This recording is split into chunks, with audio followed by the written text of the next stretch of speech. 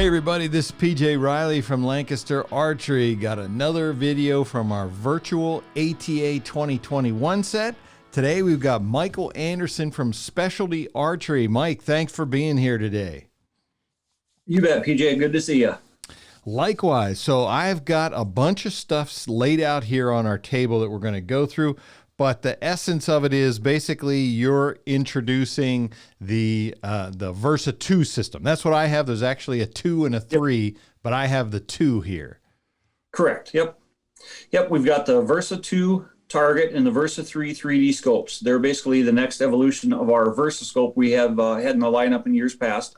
All the accessories are similar in that both scopes, the target. The V2 target accepts our 1.345 diameter lenses, which is a size we've had forever. The Versa 3 is larger, better suited for 3D, accepts a 1.750 lens.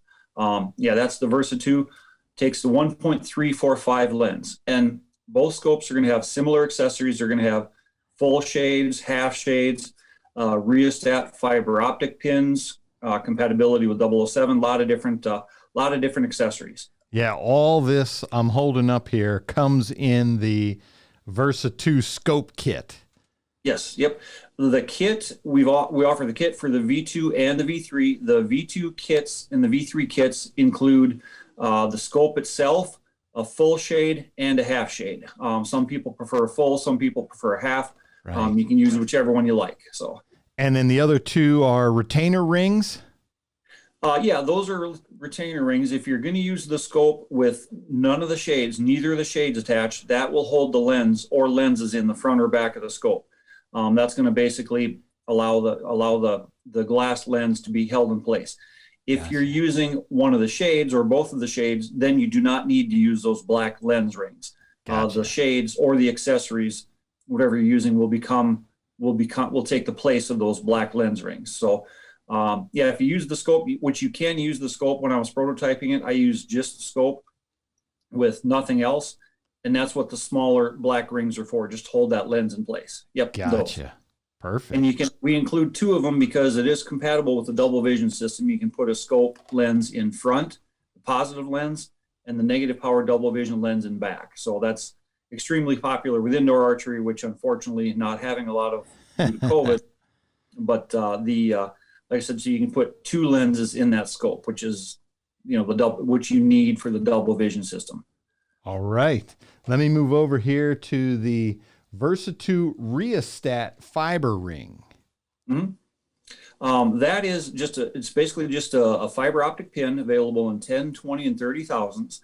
And you can either, I was going to say the pin goes off, I can't remember, I think it's 18 inches of fiber, and you can unscrew the back section to expose more fiber, which is going to make it brighter, right. Or you can screw it in to cover it up to make the pin brightness go down. Indoors, usually you want it fully exposed, but outdoors, like for 3D presentations, especially where you're in the woods, out of the woods, you can kind of tailor that pin brightness to where it's best for whatever target presentation you're looking at. Nice. And this one has the green installed, but I'm looking at the foam here and it looks like you also have red and clear, I believe. Yeah, well, it's actually red and blue. That's a blue. Oh, right. Yeah. All of our pins. Yep. And like I said, we install green just because that's the most popular, but it does have red and blue as well. One other thing I was going to mention about that Rheostat fiber ring is some of the guys or some of the archers are using them with a drilled lens. They get the fiber, they take the pin out of there, and then pull the fiber through the lens and put a lens in the back section of the scope. So the fiber comes up out of the bottom of the Rheostat ring there and then goes through the center of the drill lens. So then you're not seeing a pin. So that's how some people are choosing to use that as well. There's a lot of flexibility with this system. Yeah. And then it also comes with a lens retainer. I'm guessing that's what this is. Yep. No, that is because of how that pin is held into place. If you shoot that scope without a lens, which a few people do for a bowhunter freestyle class, you will need something in there to take the place of the lens, and that's what that plastic ring is for. Oh, gotcha. Okay. Take your lens. That is because you notice it's slightly different shaped than the other 2 lens retaining rings. That one simulates a lens basically, which if you can see the dovetail on the bottom of that scope or the bottom of that Rheostat ring. Yep. That's how that pin is clamped front to back, essentially. Gotcha. So, but if there's no lens, then, that pin can actually move a little bit. So that black pacer, again, not many people are going to use it in that fashion. Most people are going to be using it with a lens. That's for basically bow hunter freestyle classes, or if you're using that pin without the lens, is what that's included for. So awesome. So next I have the 007 glow ring, and this is a right-handed one. Yes, the 007. The 007 is compatible with the new V2 and V3 scopes, basically in 4 different ways. The one you have there is the traditional 7-color variable brightness. The end of the 007 ribbon cable is going to screw into the right or left side of the scope, depending upon right or left-handed. It will have the 7 colors and variable brightness. That's what we call the traditional 007 usage. You can run the fiber pin through the 7 colors, run the brightness up or down. With the 007 LED cable, the 7 colors there. That's what most people are used to. New for this year, we also have a 007 UV cable. UV meaning ultraviolet, which the UV doesn't work well with the traditional fiber optic. It's designed to be used a little different manner. But the one you have in your hand there, that's the traditional 007, 7-color fiber light that most people are used to. Right. Gotcha. So, yep. So that would plug in or screw into the threaded receiver right there. And while we're at it, we might as well bring up the light, this is the UV 007 UV kit. Yep. And what that is it's our standard 007 UV. It's our standard 007 power supply with a UV cable and our UV half shade mount. The 007 is the same whether you're using it with the UV cable or with the standard cable.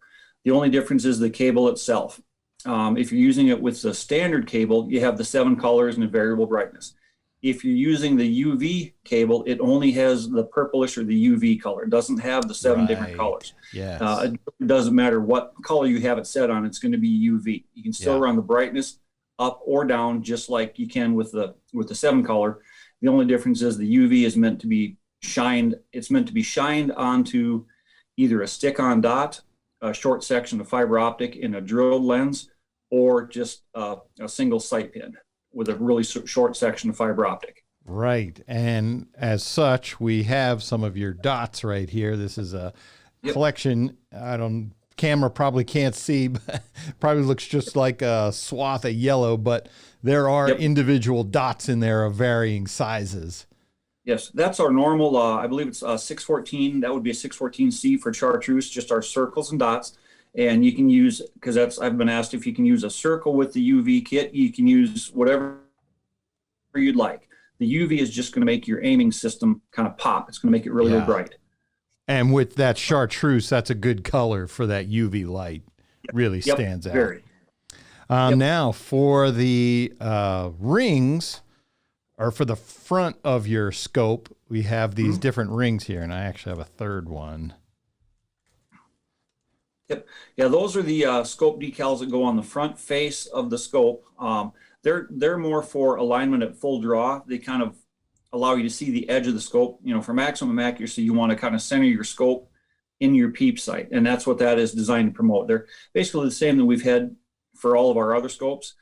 Same colors, same offerings. These are just slightly different diameters to fit the V2 and the V3 scopes.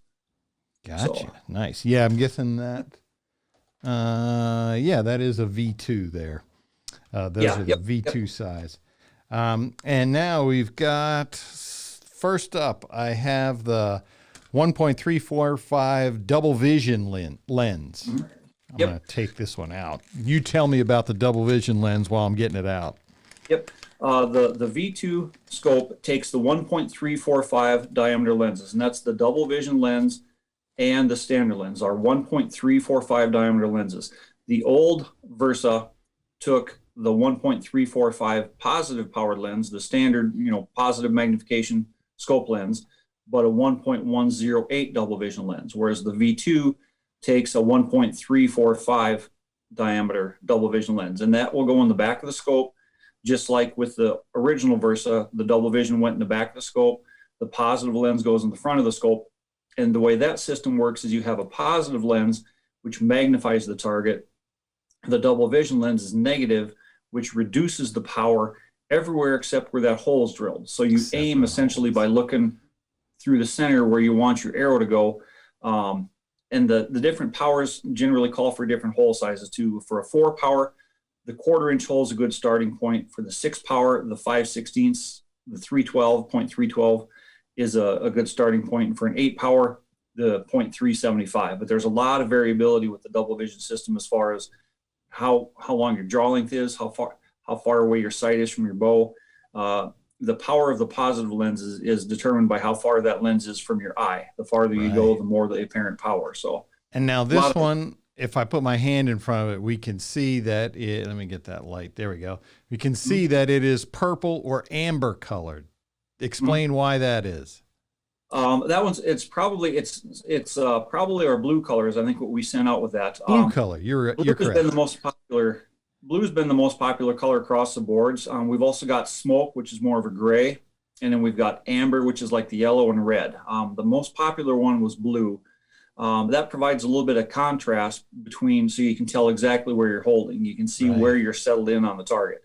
The amber is a little bit lighter colored. It's not as easy to differentiate. So blue and smoke have been the two most popular colors. Blue the most popular, followed by the smoke. So when we sent out the demo kits, we just sent out the most popular, which was blue. All intended, as you mentioned, to get you to focus on that hole in the center, which hopefully is in the middle of the target. Yes. Yep. Exactly. Yep. Some people can't cover up what they want to shoot at, so that's a little different aiming system. You can look where you want the arrow to go, and then you just center the dot that you're shooting at in the center of that. So right. And now I have here the 365 polycarbonate lens.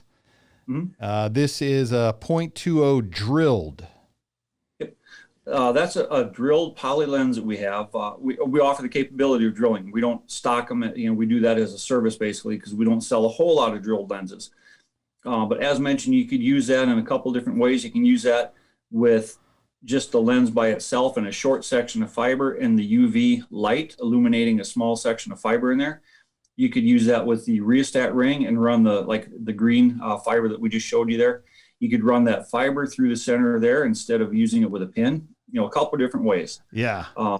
That's a drill lens. Like I said, it's drilling lenses. We don't have a lot of call for them, but enough to where we do offer that service. So it is there. I can't tell if you can see it on the screen, but there is a drilled hole in the center there. Yeah, you can kind of see it when you're holding it sideways on an angle against your black shirt. You can kind of see the little hole in the center of it. So it's a 20 thousandths hole, so it's pretty small. Yeah, it is tiny. So then we have the new PXS target peep, and it's well, I'll let you explain it. It's got some new features. It's not a brand new, but it's got some new features to it.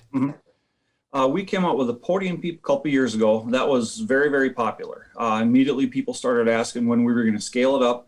So we did that last year, came out with a PXL Hunter peep. Had a 1/4 inch, 3/16 and 5/32 openings.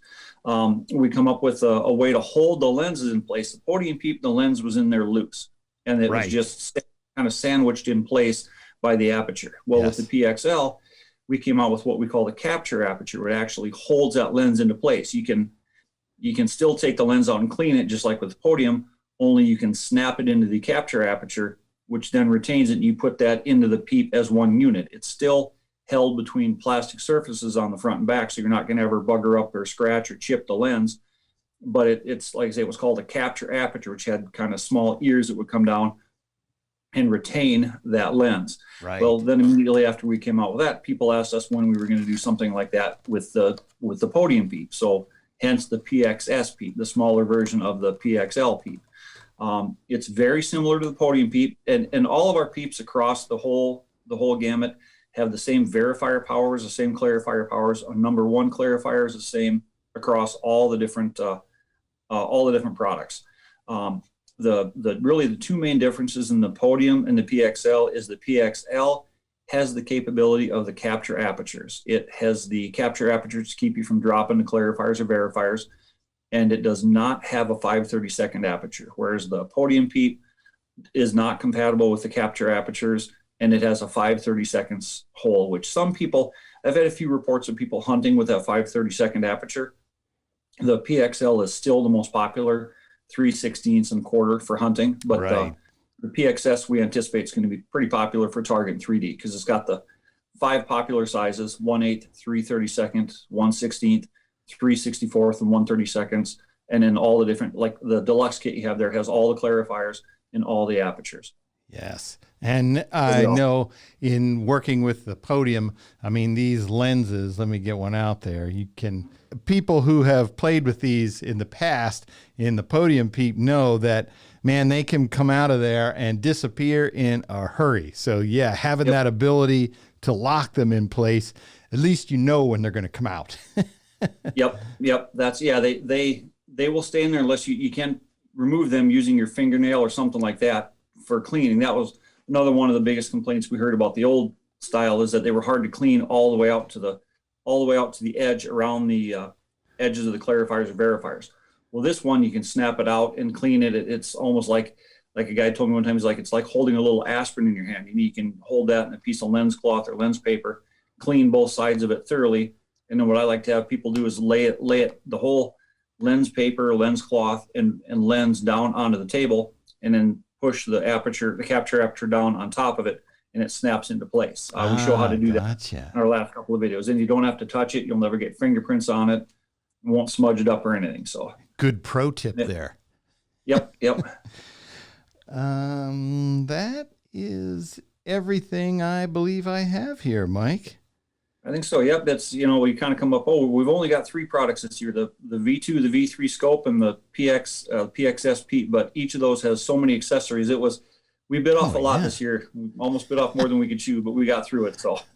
All right. That's Mike Anderson from Specialty Archery. Mike, we are certainly excited to see all these things. As you mentioned, it's just a couple of large products, but with all the accessories, you guys put out a lot this year. It's a really versatile setup. Both the whole Podium on up to the PXL up to the PXS Peep. They're pretty versatile peeps. And then with the V2 and the V3 scopes, there's a lot of versatility with all the systems. There shouldn't be an aiming system that you want to come up with that isn't covered by the scopes. So excellent. All right, folks, that is another video from our virtual ATA 2021. As always, hang out. We got plenty more coming.